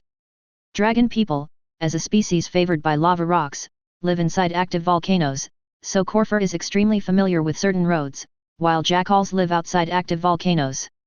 At that time, the area around the active volcano was covered with lush vegetation, unlike the red scorched earth it is now. Although Corver didn't know it, he still had a system. Appreciation analysis. A message came about the staff in his hand. Name, Russ's staff. Quality, basic magic equipment enchantment, basic firmness, basic constitution strengthening, fireball, magic shield introduction. This staff was given to Luce by the Legion commander of the Kingdom of Laerden when Luce advanced to a mid-level mage. It can increase the physical fitness of the holder. For ordinary beginner mages, this is a very useful staff. Luce's staff? The Kingdom of Laerden. Zeris analyzed the information that appeared in his mind, connected it with the past, and coupled with the fact that Pansy felt the staff looked familiar, in an instant, he seemed to know the origin of the staff. Wasn't there a wizard among the 4-member exploration team sent by the Kingdom of Laerden? Zeris didn't expect that all 4 of them, who were mid-level, would die in this fire nest. For a moment, Zeris became more cautious about the area where the molten flame once lived. But at this moment, something strange happened. In the lava lake in the center of this space, a huge monster slowly walked out in front of everyone, in the horrified eyes of Corver, Pansy, and Zeris. As this huge monster appeared, its full appearance also appeared in the sight of these 3 people. Chapter 94. This giant creature is standing on lava, its entire body is made of rocks flowing with red lava, and there are giant stone spikes on its back. Its overall appearance is like a lava monster. With pictures. Not only that, this behemoth is an astonishing 18 meters tall. What is the concept of 18 meters? If converted into modern times, it means that if you live on the 6th floor, you can just look it straight in the face when you go to the balcony, or it can even look down at you. With this body size, even the red dragon Zeris is not impressive enough in the eyes of the giant beast. The lava monster held a large lava ball in its hand and breathed heavily. Every movement deeply shook the space inside the active volcano. Zeris looked at the giant lava ball in the beast's hand, and then looked at the 2 lava balls beside him that were welded firmly to the wall and the ground. In an instant, he understood the origin of the 2 lava balls. He looked back at Corver. Is this lava monster my father Molten Mountain's little pet? Corver was shocked by the giant beast in front of him and answered in confusion, I don't think so. I haven't seen it either. Although the words were not loud, they exploded in Zeris' mind like thunder. Has Corver never seen this lava monster? The heavy footsteps echoed throughout the space, and Zeris made a prompt decision, if you don't know, then what the hell are you standing there for? Run! Hearing these words, Pansy and Kofor woke up from their shock and quickly fled. Before he had run a few steps, he heard the lava monster speak. A heavy voice echoed in this space, hee hee, Long, you look just like my master. I look like the owner of this monster. Zeris seemed to understand something in an instant, stopped running, and looked back at the giant beast. You said that my father Rongshanyan is your master. Hearing this, Kofor and Pansy stopped running and turned back to observe the situation. The lava beast looked at Zeris in surprise, are you the son of Molten Mountain Flame? Yes, I am the son of Molten Mountain Flame. The lava monster laughed and stopped approaching Zeris and the others, instead walking to the lava lake. Under its unknown control, a giant magic altar slowly rose in the middle of the lava lake. Then let's give it a try. Yeah, okay. Zeris nodded and took a closer look at the giant magic altar. The magic altar is huge, occupying a large space in the lava lake. Even compared with Zeris, it is huge. It seems that the altar is tailor-made according to the size of the molten mountain. The altar is made entirely of shining obsidian, and many magical runes are engraved on it. The nodes of the engraved runes were inlaid with countless top-grade fire element crystals. Some nodes were also inlaid with precious heart of the fire demon. In Zeris's eyes, the value of just one fire element crystal is extremely high. In the middle of the altar there is an operating table, on which are inlaid red gems that exude a strong scent of fire element. If I were to describe this altar in one word, it would be undragon-like. Even a giant dragon would drool at these things and wish to sleep on them every day. Zeris walked up to the altar and turned back to ask, what happens if it fails? The lava monster did not say anything, but silently crushed the lava ball in his hand. Seeing this, how could Zeris not understand what this meant? This failure penalty was a bit scary. What does this altar require of me? The lava monster has returned to its previous kindness, it doesn't have to be that complicated. To activate the altar, you just need to drip in your dragon's blood essence. It turned out to be a blood test. Upon hearing that, Zeris breathed a sigh of relief. Zeris was quite confident that his bloodline could prove that he was the son of Molten Flame. It was impossible that he was born because Molten Flame was cuckolded by the mother dragon, right? Zeris nodded and looked back at the altar again. But to test bloodline, you only need ordinary blood. How about using dragon's blood? Wouldn't the cost of this test be hundreds of millions? The dragon's blood is not like ordinary blood. Dragon's blood essence is the purest blood coiled around the heart of the dragon. It is of extremely high quality and very rare in quantity. And it is extremely difficult to recover the blood essence, requiring a long period of rest. If too much essence and blood is lost at one time, it can even affect the foundation of the dragon itself. However, Zeris didn't care too much about these things. The cost was high, so what? After all, there was an 18-meter tall lava monster standing behind him. Zeris slowly forced out his blood and essence. The moment the blood and essence left his body, a feeling of fatigue suddenly emerged in his mind. This is the negative effect of losing the dragon's blood essence. Under Zeris's conscious control, the dragon's blood slowly dripped into the magic altar. In an instant, the entire altar emitted a dazzling red light. Chapter 95. The entire space inside the active volcano was shaking slowly with the light of the altar, as if an earthquake was coming. The shaking of the entire volcano did not last long. When the shaking stopped, the altar slowly sank into the lava lake again, as if nothing had happened. Is this the end? So is this a success or a failure? Just as Zeris was wondering, the lava beast suddenly knelt down towards Zeris. I am Terang Alunyi, the lava beast. I am here to welcome the birth of the new master of the Great Flame Nest. Master, please tell me your name. Only then did Zeris realize that the altar was not only a test of bloodline, but also the inheritance of the flame nest. No wonder the dragon's blood was used. And now, it's time for the coronation ceremony.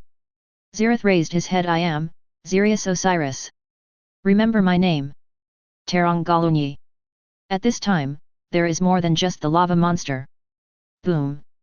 Another unknown giant beast leaped down from a high place in this space, shaking the entire volcano and filling the entire space with a thunderous sound.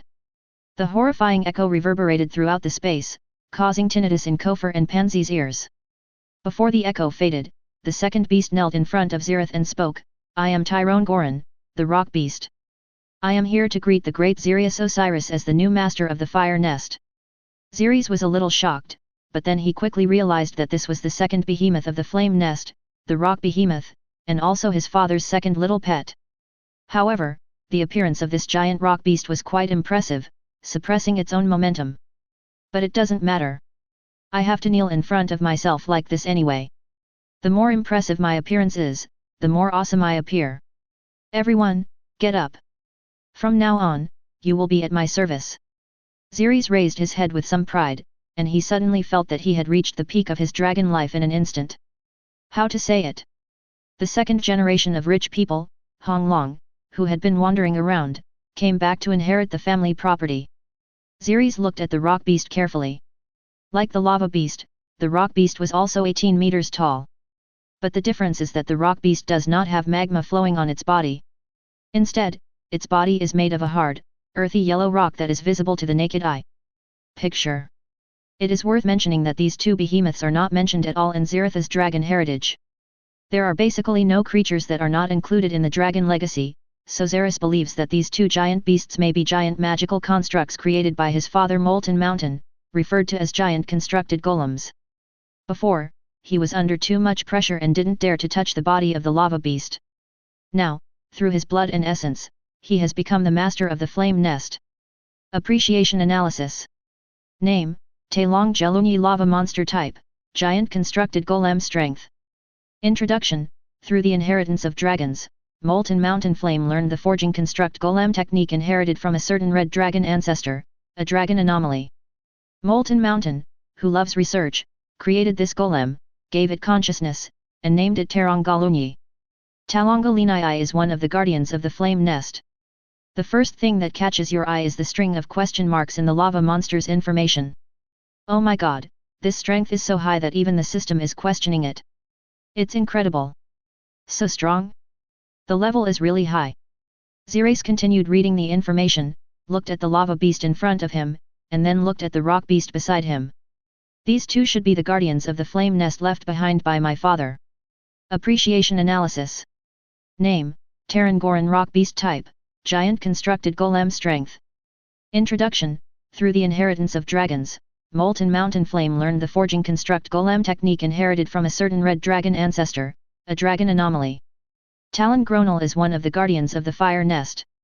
Zeris scanned the information of the two behemoths. Tarangaluni? Tarangalaner. It seems that my father, Molten Mountain, is also bad at naming. Will there be another name called Tarangolem 3? It is worth mentioning that constructed golem is also called constructed life form. They are not natural beings, but creatures created by powerful magic at the hands of other wizard craftsmen. According to the dragon heritage, constructs are tireless, possess strength beyond that of ordinary people, and are extremely efficient. Whether they are towering armored husks on the battlefield or clockwork giants towering over the mountains, there is no doubt that they are tireless and absolutely loyal. Some constructs are dull and only know how to obey orders. Some constructs can be endowed with the ability to think independently. There are even some powerful holy magicians who can inject souls into constructs to give them emotions. Normally, golems do not need food and, like other elemental beings, are immune to all negative influences. Golems can be made of anything you can imagine, such as wood, stone, clay, steel, even carpet, and rotten flesh. Chapter 96. Corver and Pansy, who were standing by, watched the giant beast kneel in front of Zeris, and then stand up again at the red dragon's command, their faces full of respect. The dragon man and the wolf man swallowed at the same time. It's too terrifying. Even the aura of Molten Mountain Flame's little pet is far beyond what ordinary people can achieve. But then, they became excited. Their master's strength had increased, which meant that their choice at that time was absolutely correct. Of course, these are not the only surprises that Molten Mountain has left for Zeris. Deep in Zeris's consciousness, he could faintly sense the existence of the magic altar in the lava lake at the center of the flame nest.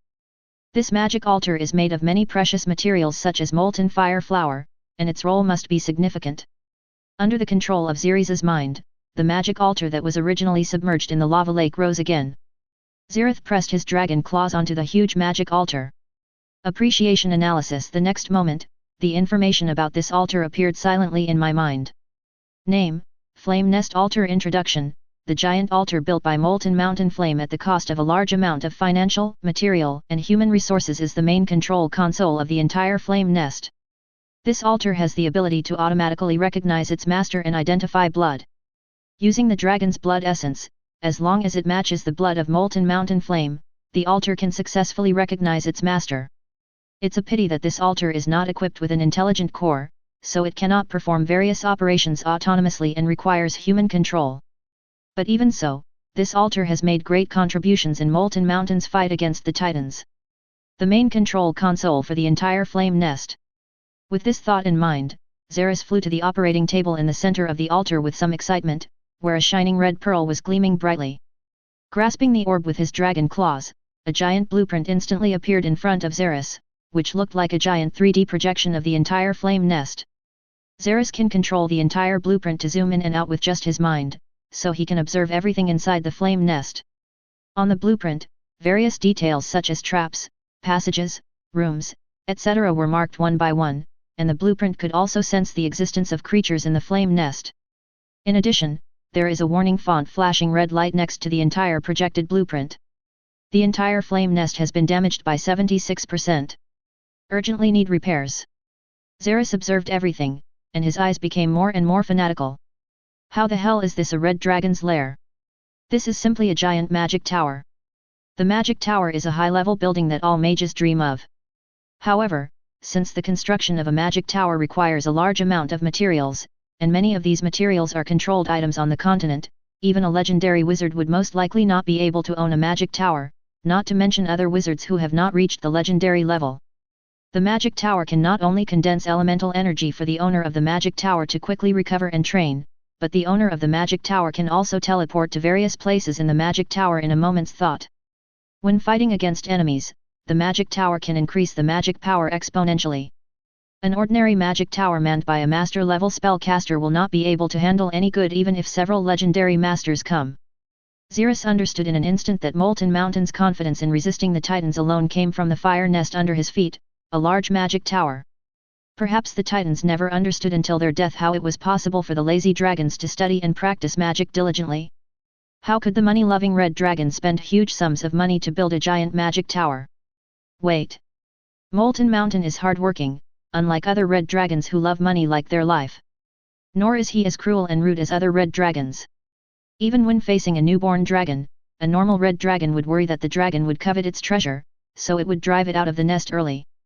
With this comparison, Molten Mountain Flame seems to be the living dragon-like anomaly recorded in the dragon heritage.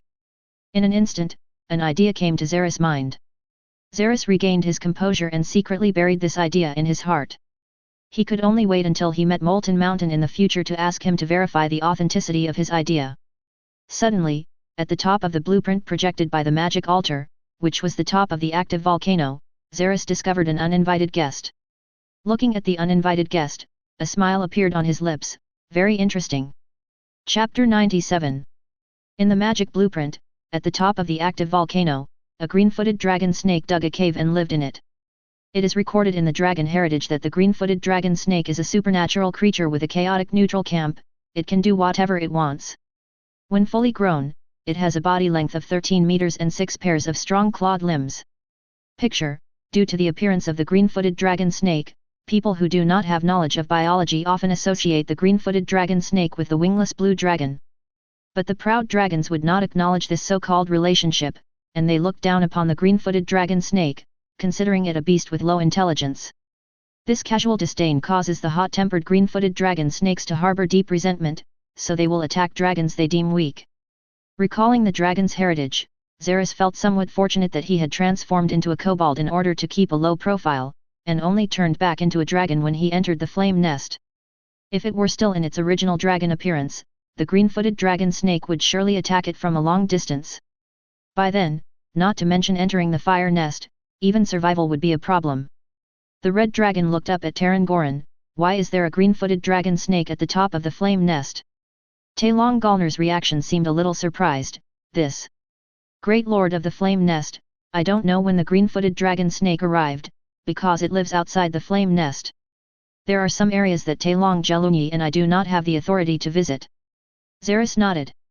The green-footed dragon snake might have taken advantage of Molten Mountain Flame's absence to occupy the magpie's nest. Since this creature hates dragons and cannot be tamed, there is no need for Zeris to spare its life. He pointed at the green-footed dragon snake that was shining red on the blueprint. With a thought, the top of the huge space slowly opened like a large mechanism. At this moment, this area was like a cup, with Zeris and others at the bottom of the cup. As the lid of the cup was opened, the long-lost sunlight poured into the interior of the flame nest. Now that you have the authority, go and kill that green-footed dragon snake for me. Remember, I still have a use for its body materials. Yes, Master. Taelong Gallner nodded, then walked to the wall and inserted his hand directly into the wall. Under the astonished gaze of the crowd, the 18-meter-tall rock monster climbed up one by one, leaving only deep marks in the wall. In order to observe the fight personally, Zeris flapped his wings, flew into the air, and watched with his own eyes as his subordinate, the rock beast, found the green-footed dragon snake. It must be said that the entire flame nest area is indeed very large. It took the rock beast several hours just to walk to the green-footed dragon snake's nest. Of course, Zeris could fly much faster than the rock beast, so he was the first to encounter the green-footed dragon snake.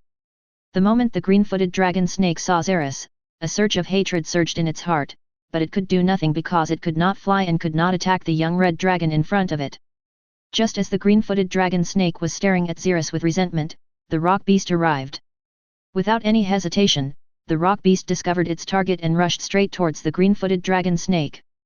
Bang! There was a loud noise, and the green-footed dragon snake narrowly avoided the impact of the giant rock beast, but its nest was not so lucky, and was smashed to pieces.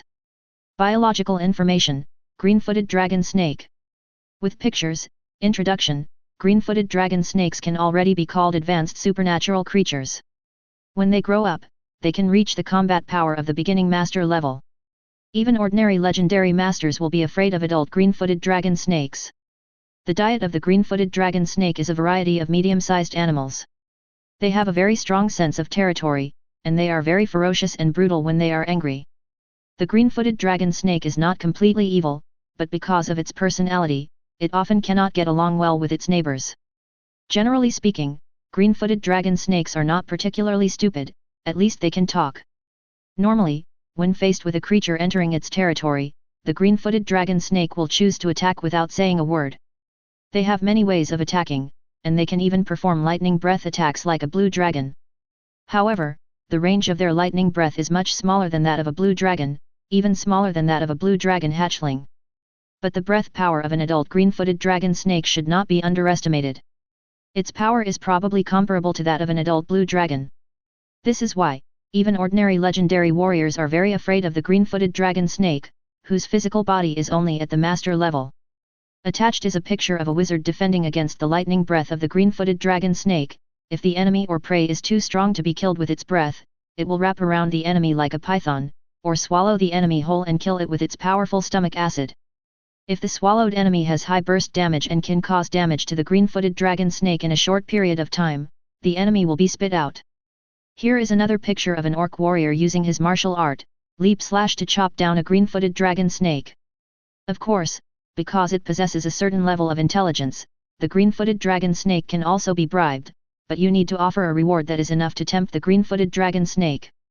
In fact, there is a widely circulated story in the astral world about the connection and contradiction between the green-footed dragon snake and dragons. In ancient times, titans and dragons fought an endless and terrible war. The first green-footed dragon snake was created by the Thunder Titan as a beast-shaped weapon to fight against dragons. The Thunder Titan once said, "Use a dragon to defeat a dragon." But due to unknown reasons, the green-footed dragon snake turned into this unorganized and undisciplined beast, but the green-footed dragon snake still maintained its hatred towards the dragon clan. Of course, this is just a little story that is circulated in adventurer taverns and among bards. After all, the struggle between titans and dragons happened a long time ago, so who would know about such things? Chapter 98. Just one charged charge is enough to smash their nests to pieces. Normal creatures would subconsciously realize the attacker's power and quickly flee. But the green-footed dragon snake is worthy of being a chaotic neutral creature. It has a bad temper. When it sees the nest it has worked so hard to build being destroyed, anger instantly surges in its heart. Without thinking twice, it just rushes up and starts fighting. This is not surprising. After all, chaotic neutral means doing whatever you want without considering the consequences.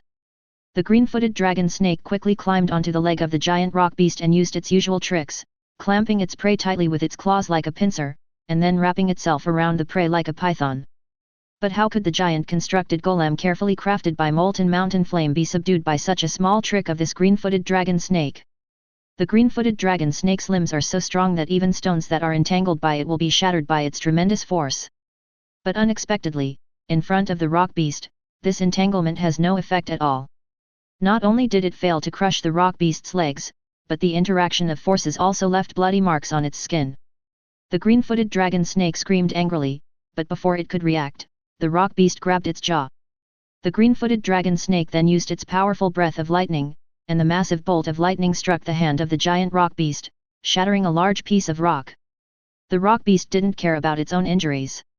It used brute force to tear off the green-footed dragon snake coiled around its legs and threw it against the wall. Bang! With a loud bang, the wall collapsed. The green-footed dragon snake shook its head, becoming a little more sober, then continued to open its mouth wide, gathering power to exhale lightning breath, and rushed towards the rock beast, as if it was going to fight to the death. The rock beast was not afraid at all. It ignored the thick electric arcs hitting itself. It clamped the open jaws of the green-footed dragon snake and then exerted force. Crack! The sound of bones breaking echoed in the air as the green-footed dragon snake's jaw was broken by the rock beast. The rock beast grabbed the green-footed dragon snake's head tightly, and then punched it hard. Bang! After one punch, the next punch followed and hit the green-footed dragon snake hard on the head. Bang! Bang! Bang! 1 punch, 2 punches, 3 punches. I have to say that the green-footed dragon snake's defense was quite good. It took several punches from the rock beast before it died completely. At this time, the head of the green-footed dragon snake had been smashed flat by the giant rock beast. The rock beast grabbed the head of the green-footed dragon snake, half knelt on the ground facing the red dragon watching the fight in the air, and presented the body of the green-footed dragon snake with both hands. Great Master, this is the green-footed dragon snake corpse you need. Zeris nodded and flew in front of the rock beast. The corpse of the green-footed dragon snake in front of him was even larger than his own body. It could not be deader. Zeris put the corpse into the dimensional bag, and then walked to the altar at the bottom with the rock beast again. The reason is simple, because Zeris has not yet fully understood the structure of the entire fire nest. Back to the magic altar again, Kofor and Pansy seemed a little idle at this time, and the lava beast stood there respectfully. Zeris continued to examine the blueprints for the fire nest. Suddenly, Zeris frowned, because the blueprint showed, under the flame nest was a large area of underground magma, and in the center of the magma, there was a special room. Zeris subconsciously looked down at the magic altar under his feet. According to the blueprint, there was a hidden room under the altar. Plop! Zeris bypassed the giant magic altar and went straight into the underground magma lake. P.S. I beg you to give me some free gifts, free ones are fine. Chapter 99. When Zeris dived into the lava lake, he did not feel uncomfortable, but instead felt an unusually warm and comfortable feeling. The visibility in the lava lake is extremely low. Zeris can only rely on the blueprint space in his memory and his intuition to find the hidden room in the lava lake, the treasure house of molten mountain flame. After diving to an unknown depth, Zeris sensed the presence of a treasure trove. As the new master of the flame nest, the treasure house was guiding him intentionally or unintentionally, so it was not difficult to find a treasure house in the huge lava lake. It didn't take long for Zeris to find the treasure hidden in the lava lake. The entire treasure house is a large cube-shaped room forged from unknown magic steel. The outside of the room is shrouded by a giant bubble located in the center of a lava lake. The room is suspended in the center of the bubble, and this anti-gravity phenomenon looks quite magical. This special bubble blocks the magma from flowing into the treasure chamber. Using his identity as the Lord of the Flame Nest, Zeris successfully passed through the bubble and entered the treasure house. In the entire treasure house, the scene of gold coins piled up into a mountain that Zeris imagined did not appear. It seemed that the molten mountain fire had already emptied the gold coins. There are only a few short and thick pillars in the treasure house. There is a square crystal box on each pillar, which seems to be a container for storing some important things. The crystal box still radiates its brilliance and exudes luxury. It would be even more luxurious if there were mountains of gold coins as a backdrop. Zeris thought so and approached one of the crystal boxes. I saw a huge horn ring placed in the crystal box. Zeris opened the crystal box, and a strong magical aura from the horn ring hit him in the face. Picking up the horn ring, Zeris felt a current of heat surging through the dragon claws. He recognized the forging material of the horn ring at just one glance: fire flame gold. Fire flame gold is an extremely rare metal and a unique product of the fire element plane. Fire flame gold has an exceptionally good elemental energy permeability. The spells cast by magic items and equipment forged with fire flame gold will be faster and quicker. And because this material grows on the plane of fire element, its permeability to fire element energy is one of the best among metals. As for the hardness, there is nothing to say, and the quality is also extremely light and convenient. Not only that, because it was born in an area with extremely rich fire elements, fire flame gold has a burning effect. Even though Zeris feels comfortable and warm holding the horn ring now, if it were Corver or Pansy, they wouldn't even be able to lift the horn ring due to the high temperature. The material of the horn ring alone is so luxurious, so what about the enchantments on it? Just thinking about it makes Zeris excited. Appreciation analysis. The information about the horn ring came to Zeris's mind. Name: Ring of Pegrelos. Quality: legendary magic item. Passive enchantments: legendary solidity, legendary armor break, dragon power, dragon scale defense, heart of fire. Active enchantment: appearance change, meteor explosion, sky fire rain. Introduction: this is a ring carefully forged by Molten Mountain Flame when he lived in the Flame Nest. He named this ring after himself, Ring of Pegrelos. This ring is extremely exquisite even among legendary magic items. Don't be fooled by the fact that this ring looks like a horn ring. In fact, Rong Shanyan's fingers are just this thick. Perhaps you are wondering, this ring is obviously a magic item, so why does it have the enchantment of legendary armor breaking? Don't be in a hurry to wonder. When you put on this ring and transform it into brass knuckles, you will understand how cool it was for Molten Mountain to beat the dragon with this ring. Even if the opponent has dragon scale-like defense, it won't be a problem at all. Zeris widened his eyes, looking at the huge ring in disbelief. The function of the ring in front of him was more powerful than he had imagined. I thought it was just a magic item, but I didn't expect it to be a magic equipment. Chapter 100. Zeris picked up the Ring of Pegrelos and looked at it carefully. There was no spiritual mark on the ring. It seemed that Rong Shanyan had erased the spiritual mark himself in order to change the owner of the ring. My dad is so sweet. Zeris muttered, locking his mental mark onto the ring. I saw that under the control of my consciousness, the ring in front of me gradually shrank and became a ring as thick and big as my finger. Zeris put the ring on his dragon finger. It was just the right size. The moment he put on the ring, Zeris suddenly felt a huge force surging through his body. At the same time, his control over the fire element became even more handy. He knew that this was the effect of the passive enchantment in the legendary ring, Power of the Dragon and Heart of Fire. As Zeris' mind moved, a huge fireball quickly condensed. Under his control, the fireball hit the wall of the treasure house, making a loud explosion. The fireball did not cause any damage to the wall, which was within the Red Dragon's expectations. After all, the entire treasure house was like a safe, extremely strong. Even so, Zeris could feel the power of fireball more clearly and became stronger. Not only that, he didn't recite any spell when casting the fireball this time. This proved that he could release fireballs out of thin air simply by controlling the energy of fire elements with his mind. You should know that it is only a late-stage first-level spellcaster, but it can already cast spells without spells. Not only that, this is also the spell-free casting of fireball. You should know that ordinary mages can only fully master the spell fireball when they reach the intermediate level. Such a powerful fire element casting ability lies in the fact that the fire element itself, its equipment, and its system have super high affinity for fire elements. This allowed Zeris to cast fire magic with ease. Fighting a wizard who could cast spells instantly without reciting incantations? The thought of it was terrifying. My magical ability has improved significantly, and now it's time to try my physical attack ability. According to the system requirements, Zeris used the active enchantment of Ring of Pegrelos, appearance change. Under the control of mind, the ring turned into liquid, slowly wrapped around Zeris's dragon claws, and then quickly solidified and transformed into a fist weapon similar to brass knuckles. Zeris punched the wall. The wall that had been unable to be damaged by the fireball before was actually hit by this punch and had 4 dents, corresponding to the 4 spikes of the brass knuckles. Zeris was impressed by the powerful ability of legendary armor break. It could actually break the defense of this treasure house? It was so powerful.